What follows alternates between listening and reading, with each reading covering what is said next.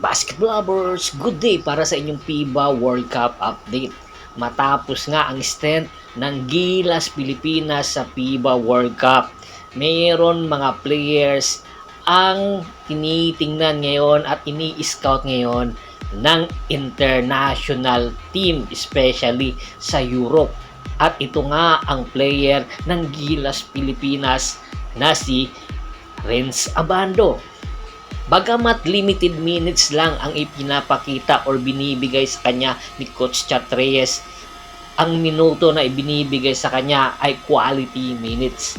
Dahil iilan sa mga bigating superstar ng international player ay nasupalpal at nabutata ni Renz Abando. Kaya naman nagka-interes ang isang team sa Europa ayon sa report. Malaki ang tsansa kung sakali pumayag si Renz Abando na lumipat sa Europa, ang nasabing team ay kayang i-improve ang kanyang kakayahan.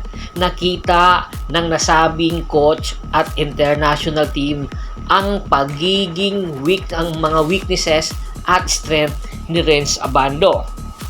Nakita ng nasabing scout na maganda pa ma-improve ni Renz Abando ang kanyang outside shooting at kung paano ito umatake. Nakita rin ang pagiging high flyer neto bagamat hindi ito kataasan. Iilan lang ito sa mga positive comment ng nasabing scout na pwedeng ipakita kay Renz Abando kung kaya niyang lumipat sa Europa. Ang nasabing player na si Renz Abando ay mayroong existing contract sa Korea at mayroon pa itong 2 taon na paglalaruin niya sa Korea bagamat matakas ang offer niya sa Korea.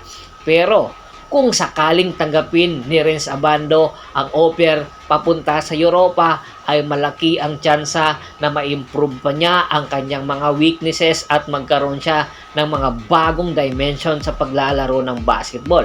At malaki rin ang tsansa na mas malaki ang kikitain ni Renz Abando sa Europa at maging superstar sa hinaharap ng Gilas Pilipinas. Kaya naman pinag-iisipan ito ngayon ng kanyang manager dahil kayang-kayang i-buyout ng international team ang kontrata na meron siya sa Europa. Samantala, napansin ng isang international team at coach si Jordan Clarkson. Tinatanong ngayon at kini-question ang pagiging naturalized player nito sa Gilas Pilipinas. Bagamat alam natin na si Jordan Clarkson isang Filipino-American, kaya naman siya naging naturalized player. Tinatanong ng isang head coach ng Angola team na si Pip Claros, na kung bakit hindi ito marunong magtagalog. Ito ang napansin ng Angola head coach na si Pip Claros na isa itong naturalized player. Dapat daw kung naturalized player ito, marunong itong magtagalog. Alam natin na hindi marunong magtagalog si Jordan Clarkson. Kaya naman ito lumaki sa Amerika.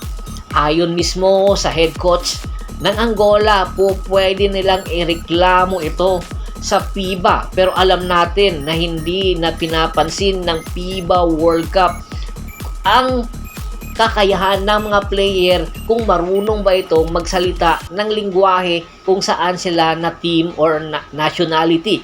Ang importante, kompleto ng mga papers na nagpapatunay na naturalized player ito ng Gilas Pilipinas. Kaya naman ay ang nasabing rumors ay pinag-uusapan ngayon international website. Sa mga international website, kinakausap at pinag-uusapan ngayon si Jordan Clarkson kung bakit hindi ito marunong magtagalog. Pero sa atin mga Pilipino, hindi na mahalaga kung marunong itong magtagalog.